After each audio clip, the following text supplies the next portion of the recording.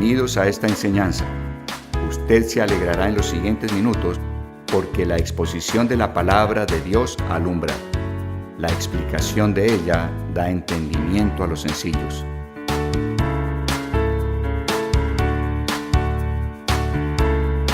Sean todos bienvenidos y damos gracias a Dios por darnos la oportunidad de estar acá. Damos gracias a Dios por la fuerza que ha ordenado a nuestros cuerpos. ¿Están de acuerdo conmigo o no? ¿Alguna vez han estado sin fuerzas? ¿Alguna vez han estado enfermos? Entonces agradecemos tener salud, agradecemos tener fuerza, agradecemos tener aliento, de manera que todo está por agradecer. El que Dios haya producido en nosotros, el querer y el hacer, estar aquí, es algo para darle gracias a Él. De manera que nos congregamos con un propósito y es darle al Señor el tributo que corresponde a Él, un tributo de alabanza agradecida. No es alabar por alabar, no es cantar por cantar, sino debe haber gratitud en nuestros corazones. La gratitud es una de las manifestaciones más limpias de fe, porque nos hemos apropiado de lo que Dios ha hecho por nosotros a través de la obra de Jesucristo en la cruz. Y como nos hemos apropiado de ello, entonces tenemos gratitud para con Dios. Solo en la medida que conocemos en qué consistió la salvación que Dios nos dio en Jesucristo, solo en esa medida se estará generando en nuestros corazones esa gratitud. Si no entendemos lo que Dios hizo por nosotros a través de Jesucristo, pues será imposible que haya gratitud. De manera que el conocer cada día más y más, el dar tiempo a buscar a Dios, el dar tiempo para revisar lo que estamos recibiendo aquí cada sábado durante la semana, es muy importante para que nuestro corazón vaya conociendo más del corazón de Dios y entonces haya una gratitud genuina dentro de nosotros.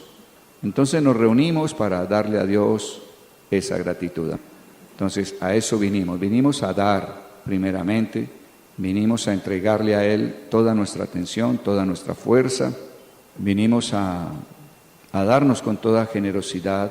Dios nos hace ver cada día más lo valioso que es el Señor Jesucristo, y cuando alguien es valioso para nosotros, no nos ahorraremos en darle honor, en darle prioridad, en darle gratitud. Cuando uno asume que le está dando mucho al Señor y siente que como que me estoy desmidiendo, como que me estoy volviendo extremista, cuando piensas así, estás perdiendo de vista cuán valioso es el Señor. Él tiene tal valía que nada sería suficiente para darle todo el honor que Él merece. Entonces, de la valía que tengamos en nuestro corazón para Jesús, de eso dependerá nuestro darnos. Le vamos a dar de nuestra fuerza al alabarle. No olviden también que todos los miembros de nuestro cuerpo son herramientas de guerra. Eso es tan importante tenerlo claro. Los miembros de tu cuerpo son instrumentos de guerra. No basta con decir que son instrumentos de Dios, sino son instrumentos de guerra. Entonces tu boca es un instrumento de guerra, tus brazos son un instrumento de guerra, tus pies son un instrumento de guerra. De modo que cuando estamos alabando a Dios y levantas tus brazos, algo está pasando, algo estás haciendo. Dios está usando en algo tus miembros. Entonces todo nuestro ser puede estar alabando al Señor, puede ser usado para alabarlo a Él. No teman alzar sus brazos, no teman alzar su voz. En la primera oportunidad que yo tuve de ir a una congregación después de haber recibido al Señor, nunca olvido que yo quería cantar, pero tenía un nudo en mi garganta. Lo que hice fue llorar. Luego quería alzar mis brazos y lo hice. Me sentía raro, pero lo hice. Entonces debes pasar por encima de lo que sientes. Puede que sientas que esto es raro, que no entiendo por qué estoy obrando como estoy obrando, pero alza tus brazos a Él. Alzar nuestras manos a Él significa que tenemos sed de Él, que estamos como una tierra sedienta que tiene necesidad de su Espíritu en nosotros. Nuestra gran necesidad es Jesús. Nunca lo olvides. Dios no tiene un supermercado. Él no va y saca de una caja un poco de sanidad para tu enfermedad. Él no va y saca de otra caja un poco de plata para tu necesidad financiera. Él no saca de otro cajón un poco de sabiduría y te la da. Dios no tiene eso. Dios lo único que tiene es una persona, Jesucristo, y en Él está todo. Dios anticipó la provisión a todas nuestras necesidades y puso esa provisión anticipada en Jesús. Lo que nosotros necesitamos en realidad es una revelación de Jesús en esa área en que tenemos necesidad. Si estás enfermo, necesitas es que Jesús se revele como sanador. Si estás con problemas financieros, necesitas que Jesús se revele como proveedor. Si te falta sabiduría, necesitas que Jesús se revele a ti como sabiduría. Si necesitas paz en las relaciones, necesitas que Jesús se revele como la paz. Si te falta amor hacia alguien, lo que necesitas es a Jesús. Él se manifestará como amor.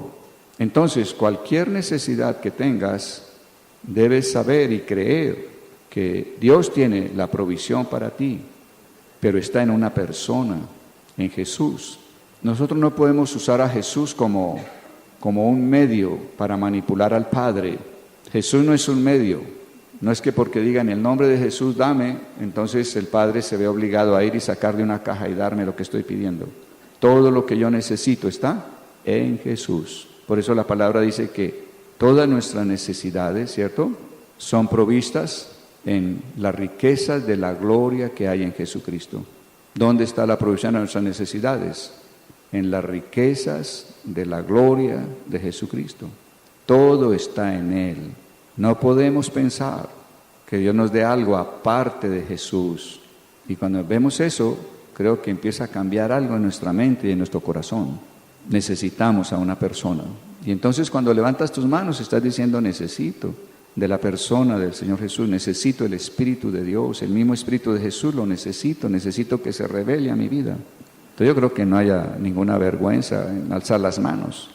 Piensa que alguna persona nueva que viniera te estaría mirando y si ve en ti una entrega genuina, un deseo realmente de exaltarlo a Él, la persona sentirá deseo de hacer lo mismo. Los seres humanos tendemos a actuar por imitación, imitamos lo que vemos en otros.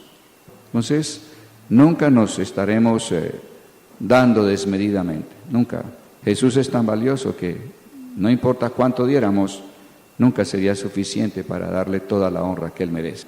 Entonces venimos con un corazón dispuesto, con una generosidad totalmente abierta a Él. Terminamos una serie de 8 lecciones acerca de lo que es la salvación del alma. Anhelo que el Espíritu Santo haya dejado en tu corazón la claridad de que la salvación del alma no la regala Dios, sino que tú tienes que buscar a Dios y pedirle que te alumbre y que Él te muestre si hay en ti afectos naturales, afectos familiares, hacia personas a quienes les profesas un amor mayor que el que profesas al Señor. Él habló de que Él vendría a mostrarnos a quién amamos más que a Él. El Señor quiere también que le pidamos luz para que sepamos si estamos aferrados a cosas terrenas y le llamamos las cosas terrenas más que a Él. Que lo busquemos para que Él nos alumbre si tenemos cosas que producen en nosotros una mayor gratificación, o sea, una mayor satisfacción, un mayor deleite que el que tengamos por el Señor mismo. Y creo que ahí hay muchas cosas que Dios está tocando en los que de una manera seria están buscando a Dios en ese aspecto. De manera que hemos visto lo que es esa área, la salvación del alma. A partir de hoy comenzamos una serie de enseñanzas con las cuales vas a revisar la salvación que Dios nos ha dado desde sus comienzos. O sea, vamos a revisar detenidamente algo que ha parecido por tanto tiempo como difícil de entender. Para la mayoría de nosotros ha sido difícil entender el libro de Romanos y lo que el Señor dio al apóstol Pablo. Pero anhelamos que podamos verlo con tal claridad, con tal sencillez, que al terminar este estudio tengamos un conocimiento y una fe en la salvación como nunca antes la habías tenido. Vamos a comenzar hoy con la primera lección. Muy bien, La metodología que usamos es una metodología que con ella se puede hacer que las personas realmente caminen como discípulos del Señor. La palabra siempre nos habla de que hagamos a las personas discípulos del Señor, no discípulos nuestros. Cuando nosotros queremos tener discípulos nuestros, cuando buscamos que las personas sigan a otra persona, estamos en peligro de caer en una secta. Esa es la diferencia entre secta y un verdadero discipulado. En la secta se sigue a una persona. En el verdadero discipulado se enseña a los demás a seguir a Cristo. Y anhelamos que estemos caminando en la luz correctamente. Título de la lección de hoy: ¿quiénes somos y por qué lo somos? Recuerda que estamos empezando a revisar la salvación desde el primer día. Haz de cuenta que este es un curso para gente que está llegando hoy por primera vez, que diga, ¿cómo le hago para seguir al Señor? Entonces, ponte en esa perspectiva. ¿Quiénes somos y por qué lo somos? Dios trata de mostrarnos primero lo que somos y luego cómo fue que llegamos a ser eso que somos. Dios trata de mostrarnos primero lo que somos y luego cómo fue que llegamos a ser eso que somos. Es decir, se propone mostrarnos que nosotros somos radicalmente malos y además cómo fue que llegamos a serlo. Entonces creo que empiezas tú a sentir choque, ¿no? ¿Cómo así? ¿Dios me va a mostrar que soy completamente malo? Sí. Entonces empieza ya tu lucha interna. Ahora vamos a mirar de qué se trata esa lucha. Nosotros, por otra parte, o sea, Dios está aquí a este lado diciéndonos, hoy quiero decirte qué eres y luego decirte por qué llegaste a ser lo que eres. ¿Qué eres? Vienes de algo absolutamente malo. Vengo a decirte eso. Y entonces nosotros al otro lado empezamos a tomar una actitud de defensa. ¿Qué decimos al otro lado? Nosotros, por otra parte, estamos dispuestos a creer que lo que hemos hecho es malo, pero que nosotros mismos no somos tan malos. Dios aquí diciendo, eres absolutamente malo. Y nosotros al otro lado decimos, a ver, un momento. Yo he hecho cosas malas, pero no soy tan malo. O sea, de entrada no estás de acuerdo con Dios. Continuemos. Dios no viene a mostrarnos lo que realmente somos porque esté en contra nuestra, sino para que entendamos que se compadece de nosotros y está totalmente por nosotros. No nos defendamos de Él. Escuchémoslo y terminaremos felizmente de acuerdo con Él. Entonces está planteada aquí la discusión con Dios. Dios diciendo, eres radicalmente malo. Y tú al otro lado diciendo, no, yo he hecho cosas malas. Eso sí lo acepto de una. Pero que yo mismo sea radicalmente malo, tal vez no. Cuando vino el pecado, encontró expresión en un acto de desobediencia a Dios por parte de Adán. Romanos 5:19. Cuando vino el pecado, encontró expresión en un acto de desobediencia a Dios por parte de Adán. El pecado entró como desobediencia y obró un cambio fundamental en la naturaleza de Adán que lo convirtió en pecador. O sea, en un hombre que permanecería imposibilitado para agradar a Dios, que era el propósito para el cual fue creado. Entonces, Adán fue creado ¿con qué propósito? Que agradara a Dios. ¿Cómo? Viviendo para hacer la voluntad de Dios. No viviendo para hacer la obra de Dios. La obra de Dios es alcanzar el mundo pecador. Pero Adán y nosotros fuimos creados ante todo para agradar a Dios, para hacer su voluntad, no solo la obra de Dios, ¿ok? Porque es que el mundo nos ha metido allá en esa idea. Entonces yo puedo estar haciendo obra de Dios, hablando a los pecadores, buscando que se conviertan, que conozcan del Señor, etcétera, pero en otras áreas yo no estoy agradando a Dios porque no estoy haciendo la voluntad de Dios. Dios tiene una voluntad para mí acerca de mis hijos, acerca del cónyuge, acerca de la casa, acerca de las finanzas, acerca de las relaciones, acerca de cómo caminar con Dios, etc. La obra de Dios es solo uno de muchos aspectos. Pero a veces como cristianos hemos creído que agradar a Dios es estar haciendo la obra de alcanzar a otros y abandonamos el resto de la voluntad de Dios. Fuimos creados para hacer la voluntad entera de Dios. En eso consiste agradar a Dios. Ahora, Adán decidió cualquier día, no, yo no voy a vivir para eso. Yo no voy a vivir para agradar a Dios. Yo seré como Dios. No voy a tener un Dios al cual agradar, no, yo me constituyo en Dios. Y entonces desobedece a ese propósito de creación. Y entra el pecado, o sea, a partir de ese momento, Adán queda permanentemente imposibilitado para agradar a Dios. Terrible, el cambio de naturaleza en él fue algo asombroso. En ese instante que él dice, yo voy a ser como Dios y no voy a vivir para agradar a Dios, a partir de ese instante, él queda imposibilitado permanentemente para agradar a Dios. ¿Estamos entendiendo cuál fue el problema? Porque si entendemos el problema de Adán, vamos a entender nuestro problema y vamos a entender por qué Dios dice que somos radicalmente malos. De lo contrario no lo vamos a entender.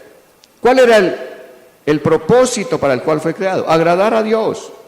Y agradar a Dios era el blanco, la diana, como se habla en tiro al blanco, ¿cierto? La diana a la cual tenía que apuntar la vida del ser humano, el enfoque de su vida era agradar a Dios. Si el hombre decide que no va a vivir para agradar a Dios, entonces ¿qué? Viene lo que viene acá en su texto. Errar ese blanco es lo que se define como pecado, amartia en griego. Si el hombre no vive para agradar a Dios, erró el blanco para el cual fue creado. No le está apuntando, nunca le dará al blanco. Está en pecado, está permanentemente imposibilitado para agradar a Dios. Porque cuando uno lee que el pecado es simplemente quebrantar la ley, y vemos la ley pero no vemos a Dios, no vemos la relación, entonces decimos, bueno, sí, pues todo quebranto de la ley es un pecado, es no darle al blanco. Pero fíjense que eso no abarca la relación con Dios. Pero cuando yo digo, yo fui creado para agradar a Dios, estoy hablando de una relación, yo y otra persona que es mi creador. Tiene más sentido, estamos hablando de una relación de personas, Dios y tú. Entonces, no darle al blanco es, no estás viviendo para agradarlo a Él. Y lógicamente que estás quebrantando leyes. Pero ante todo es mirar a la persona con la cual tienes la relación. Es la palabra pecado que incluye todo lo que es distorsión moral. Ahora sí estamos entendiendo, cuando yo no vivo para agradar a Dios, estoy expuesto a toda distorsión moral. Describe a un elemento interno que se llama pecado en singular, que es productor de acciones que se llaman pecados. Entonces, el pecado es una naturaleza. Pecados en plural son las obras de esa naturaleza. Sigue diciendo acá, es un poder director y organizado. El pecado es un poder que dirige y está organizado, que se instaló en la voluntad del hombre. En el momento en que Adán dice, no, yo no voy a vivir para agradar a Dios. Voy a vivir para mí y hacer las cosas como yo digo que deben ser, aparte de Dios. En ese momento, a Adán llega un poder organizado que va a dirigirlo. Y ese poder se instaló en la voluntad de Adán. Se instaló en el centro director, allá en la cabina de mando, como se dice. Allá se instaló el pecado. Y usa el cuerpo como instrumento para el continuo mal hacer. Entonces, estamos entendiendo algo profundo de la historia de Adán. Bueno, esa historia tiene que ver con nosotros. Y ahora sí podemos entender algo de nuestra historia y de por qué Dios está diciendo, tú eres radicalmente malo. Y no te lo estoy diciendo porque estoy en contra tuya, ni en una señal de rechazo. Yo necesito que comprendas quién eres y por qué lo eres, porque si tú lo entiendes, vas a tener necesidad de la salvación que yo he provisto para ti en Jesucristo y seas libre de esa condición. Dios no viene en un corazón airado, en un corazón juzgador a decirte, eres radicalmente malo. No, Dios está diciendo, óyeme, atiéndeme. Tú eres radicalmente malo. Tú eres radicalmente malo. Y yo, tu creador, padezco contigo. Yo padezco al verte en esa condición. Y he provisto una salvación de esa naturaleza. Yo he provisto una salvación para ti del pecado. Pero necesito que entiendas quién eres, por qué lo eres y sientas necesidad de lo que yo he hecho para ti. Si entendemos eso, vamos bien. Bueno. Este acto de desobediencia de Adán también afectó a toda la humanidad, la cual procede de él. Todos fuimos constituidos pecadores.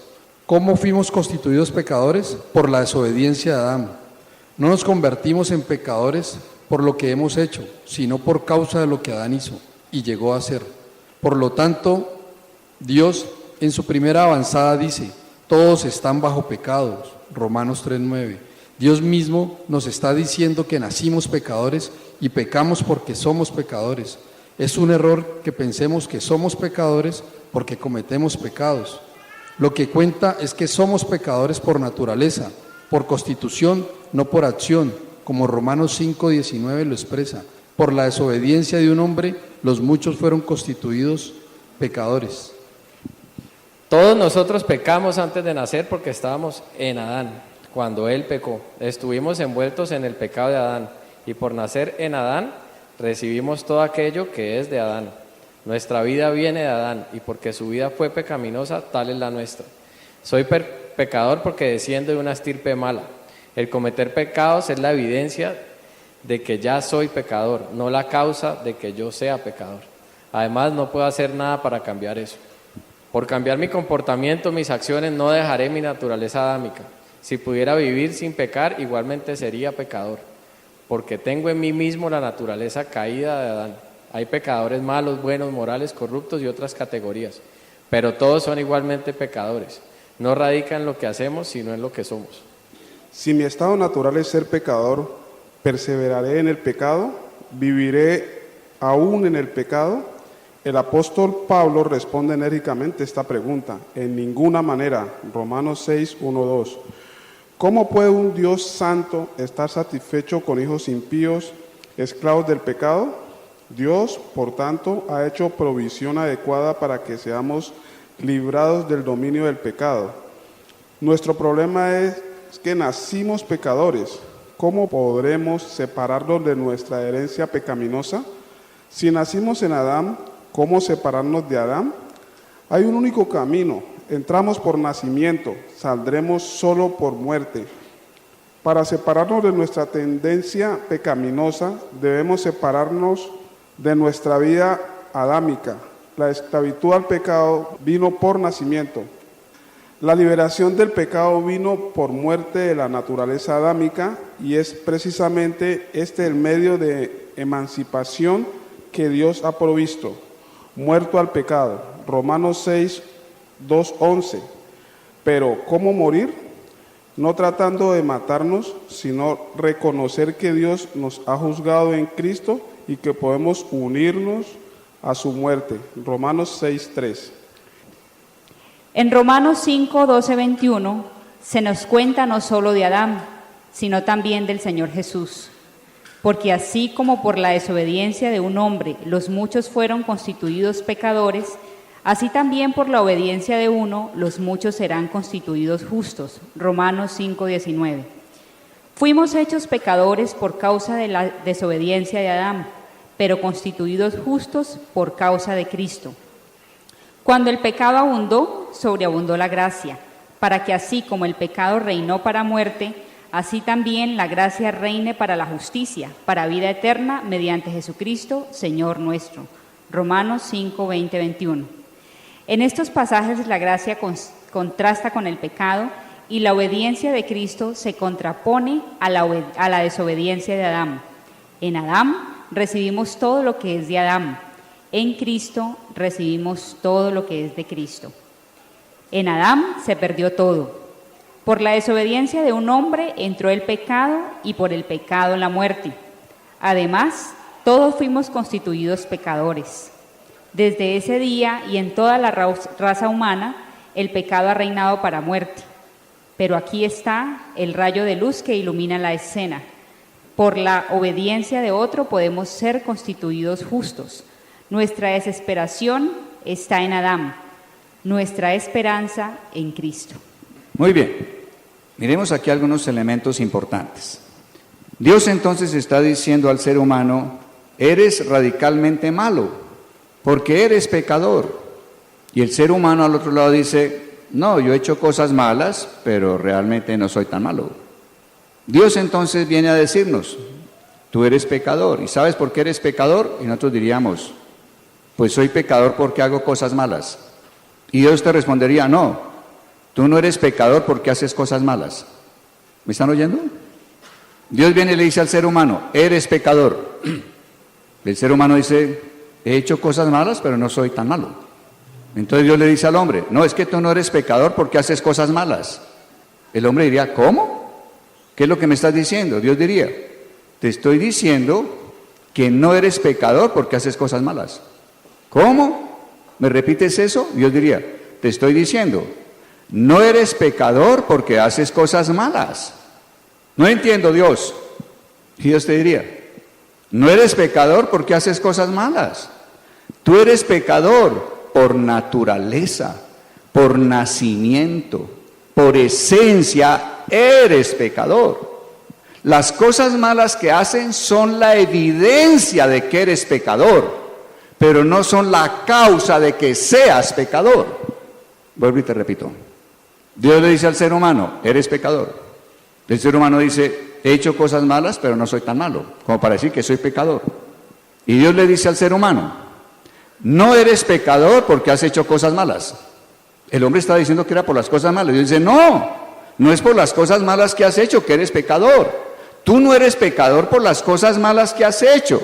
Eres pecador por naturaleza, por esencia, por nacimiento. Las cosas malas que haces son la evidencia de que eres pecador, pero no son la causa de que seas pecador. Esto es diferente, Dios está diciendo algo diferente a lo que siempre hemos pensado. Ahora, si esto no lo entendemos, nuestra predicación del Evangelio será totalmente acusatoria, en lugar de ser en misericordia. Si tú asumes que la persona es pecadora porque ha hecho cosas malas, tú le dirías a alguien algo como esto, Dios no podrá ayudarte, es que usted ha hecho cosas malas. Usted ha andado en adulterio, en borracheras, despilfarró el dinero, ha causado heridas a tanta gente. Usted es un blasfemo, su boca es absolutamente corrupta, maneja el dinero en cosas absolutamente oscuras. Óyeme, ¿tú qué le estás diciendo a ese hombre? Dios no puede tratar contigo porque has hecho cosas malas. Y Dios diría, no, mi problema con él no son las cosas malas que ha hecho, mi problema con él es que él es pecador. El problema no son tus acciones, el problema es tu naturaleza de pecador, tu esencia de pecador. Y entonces tú le dirías, Dios, ¿y por qué yo tengo esencia de pecador? ¿Por qué nací pecador? Y él dirá, no es tu culpa. ¿Cómo? No es tu culpa, yo no estoy condenándote, yo no estoy juzgándote, yo estoy diciéndote que tú eres pecador no por tu culpa, sino por la desobediencia de Adán. Por eso naciste pecador, con un poder interno que siempre te dominará y te llevará al mal hacer. Si yo estando en tinieblas me hubiera encontrado a alguien que me hubiera dicho, Valderrama, usted está mal y está llevado y le va a ir peor de lo que está. ¿Por qué? Porque usted adulteró, usted ha sido infiel, usted es borracho, usted es un mentiroso, usted es un engañador, usted es un seductor, usted. Si me dicen eso, ¿qué digo? Estoy perdido, no hay salvación. ¿Por qué? Porque he hecho tantas cosas malas. Ahora, ¿qué opinan si el mensaje fuera este en lugar de venir a decirme usted ha hecho y me muestran todas las cosas malas que hice? Si en lugar de eso me dijeran, Gonza, tú has hecho cosas terribles, pero las has hecho porque eres pecador por naturaleza, por esencia, por nacimiento, Gonza. Has hecho cosas terribles y podrías hacer cosas aún más terribles. Pero no es tu culpa hacerlas, es que tú tienes una naturaleza de pecador. Gonza, ese es tu problema, el ser pecador. Tu problema no es las cosas malas que has hecho, tu problema es tu origen. Si entendimos esto, estamos entendiendo el Evangelio. Estamos entendiendo el Evangelio, la buena nueva. Entonces nosotros enseguida decimos, seguimos peleando, la naturaleza adámica. Eso que tenemos de Adán sigue peleando con Dios. Y nosotros diríamos, nosotros seguimos pegados ¿a qué? A las obras malas. Nosotros seguimos pegados a lo que hemos hecho equivocado. Y Dios sigue absolutamente firme en, no es problema de obras, es problema de origen, de esencia. Nuestra posición es, mis obras malas. La posición de Dios, no son las obras malas, es tu esencia de pecador el problema. Y como seguimos peleando por las obras que hemos hecho malas, entonces diremos, bueno, yo creo que puedo cambiar mi comportamiento. Yo puedo dejar de hacer obras malas. Y si dejo de hacer obras malas, dejo de ser pecador. Esa ha sido la tendencia de todos nosotros, ¿o no? Voy a cambiar, voy a ser mejor marido, voy a ser mejor papá, voy a manejar mejor la plata, voy a no decir cosas vulgares con esta boca, no voy a volver a un prostíbulo, no voy a volver a un bar, no voy a volver a emborracharme. Nosotros hemos pensado que nosotros resolvemos el problema y que el problema son las malas obras y que si cambio las malas obras arreglo el problema. Y Dios está diciendo, no, el problema no son las obras malas, el problema es tu esencia, tu nacimiento, tu origen, tu naturaleza. Entonces nosotros seguimos peleando diciendo, Dios, yo puedo cambiar mi comportamiento. Y si lo cambio, yo dejaré de ser pecador. Y Dios dice, no, eso no es lo que estoy diciéndote. Si nosotros nos propusiéramos cambiar el comportamiento para dejar de ser pecadores, estaríamos haciendo algo como esto.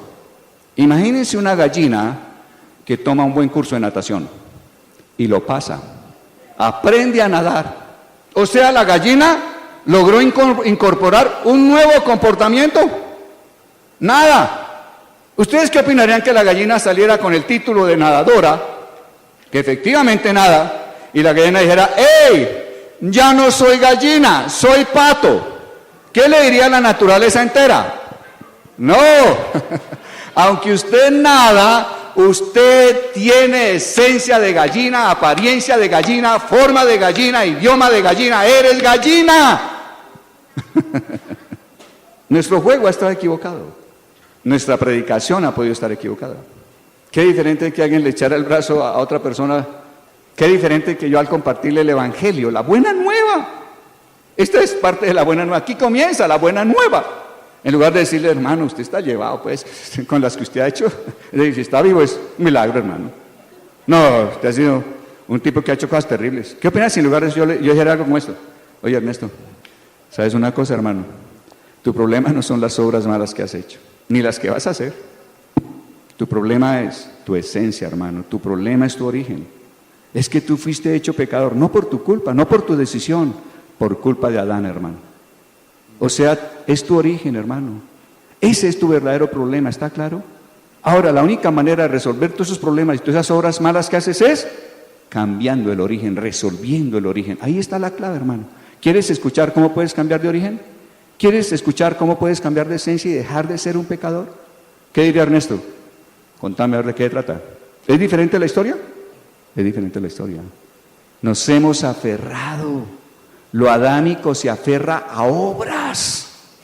Ya sea malas o buenas, se aferra es a obras. Y Dios lo que mira es origen. Entonces, a ver, supongan que yo, gallina, nado, ayudo a la gente necesitada, hago algo por los enfermos, leo palabra, oro, etc. Y entonces diría, oye, yo estoy haciendo cosas buenas. ¿Dios qué me diría? El problema persiste, porque no se trata de obras buenas o malas, se trata de tu origen. Tú sigues siendo pecador, tu esencia es pecador, y tarde o temprano, aunque hayas hecho cosas buenas, en cualquier momento va a salir, va a manifestarse la naturaleza pecadora que tú tienes. Uno a veces oye de personas, se lo digo, tengo casi 70 años. Yo me pregunto, oye, personas que dicen cosas como esta. Fulano, por ejemplo, mi papá, no, un hombre ejemplar. un trabajador, un hombre a carta cabal, qué caballero, hombre de solo mi mamá, responsable, serio, un ejemplo, ¿no? El hombre para mí es el estándar. Qué bueno. ¿Conoció el Señor? No. Él no era religioso. Ya de entrada uno puede decir, naturaleza adámica, ¿sí o no? Porque aquí se trata de orígenes. Usted ya está inmediatamente de preguntarse, ¿de quién me está hablando? ¿De alguien en naturaleza adámica o alguien en la naturaleza nueva de Dios, en Jesucristo? Esa persona me acaba de hablar maravillas de alguien que estuvo en la naturaleza adámica. Tiempo después, viene la hija mayor de ese mismo hombre, del que me hablaron bien, hermana de que algún día me habló maravillas de papá. Y viene esta mujer y me dice, pastor, vengo a pedirle, necesito que ore por mí y me ayude. Yo tengo una falta de perdón terrible con mi papá. ¿Y por qué?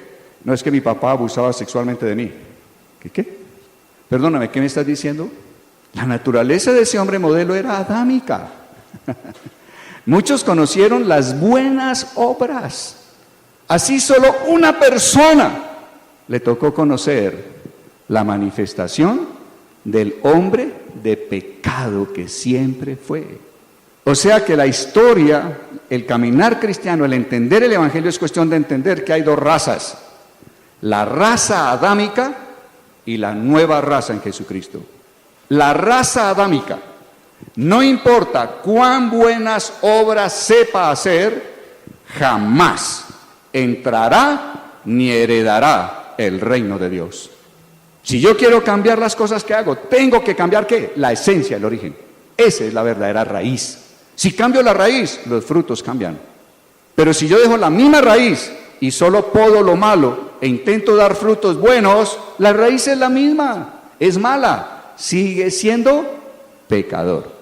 Ahora, debido a que el ser humano se aferra tanto a las obras buenas o a las obras malas y como que no, se resiste a entender lo que Dios está diciendo. Dios está diciendo, quiero decirte quién eres y por qué llegaste a ser lo que eres. Como nos resistimos, escuchen esto, será tal la resistencia de la naturaleza vieja en nosotros que necesitamos la obra sobrenatural del Espíritu Santo. Jesús dijo, yo me iré y subiré y derramaré mi Espíritu Santo para que Él venga y los convenza ¿de qué? De pecado. Oiga, somos tan duros, nos resistimos tanto a la verdad de Dios sobre nosotros, que Él necesita que el Espíritu Santo con el poder sobrenatural nos convenza de pecado. Entonces, vengo aquí a esto. A lo mejor nosotros hemos caminado como cristianos sin tener la convicción de pecado. A lo mejor andamos como cristianos todavía manejando mucho ¿de qué? De autojusticia.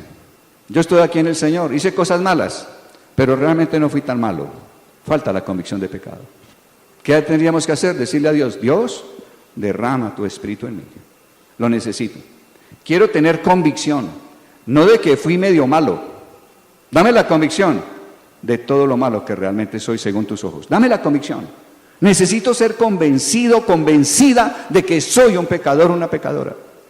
Porque cuando estoy convencido de eso, que el problema es de origen, entonces yo estaré diciendo, estoy necesitado de algo muy poderoso, de algo que cambie mi origen. O sea, estoy necesitado de la salvación de Dios. Estaba el jueves pasado en la cárcel Santander de Quilichao. Allí tengo hombres de todo. Tengo desde un hombre que fue gerente regional de baterías MAC hasta un comandante guerrillero. Ahí están. Allí está el auditorio, 30 hombres. Y estábamos leyendo lo que tú estás leyendo hoy y subrayando. Y explicando tal como me has oído hoy. Y de pronto uno de ellos que estaba muy atento dijo, oiga Valderrama, entendí. Yo hasta ahora entiendo cómo es que yo nací en una familia buena, un padre que fue un ejemplo, una madre que fue un ejemplo en todo, y yo desde joven estoy haciendo maldad. Yo le hago el mal a la gente desde muy pequeño. Yo tengo memoria de todo eso. Pero hasta hoy entiendo, es que el problema no es que yo haga cosas malas, el problema está en mi origen, mi esencia, mi sustancia. Hoy lo entiendo, Gonza. Y te hago una pregunta, Gonza, ¿y qué hay que hacer? Despertó hambre en él. Sentía necesidad ¿de qué? De salvación. Mientras no estemos convencidos de esa naturaleza vieja, la salvación es algo que nos atrae, pero tampoco es que sea muy importante para nosotros. Andaremos en tibieza. porque arrancamos mal nuestro caminar en el Evangelio. Lo arrancamos también de una manera soso. Necesitamos esa convicción dada por el Espíritu Santo. Amén. Ahora, Dios dice, yo tengo la salvación. ¿Y cuál es la salvación tuya, Señor? Si la cuestión es de esencia. Y Dios dice, bueno, naciste en Adán, por nacimiento eres pecador, de modo que solo puedes salir de ahí por muerte. Muriendo te desprendes de la naturaleza adámica. Es muerte. O sea, el Señor dice, yo te tengo la solución. ¿Cuál es la solución? Muerto al pecado. Esa es mi solución, muerto al pecado, muerto al pecado. Y Dios dice, no se trata de que tú pienses en matarte. Porque puede haber una persona que diga, yo estoy muerto al pecado, quiero morir al pecado, muero al pecado, quiero morir al pecado. No, no es una muerte en sí mismo, no es una muerte en ti, no es una muerte biológica. Dios dice, muerto al pecado, quiero que sepas que yo mismo, yo Dios, el Todopoderoso y Creador, yo te puse en Jesucristo. 1 Corintios 1:30, yo te puse en Jesucristo.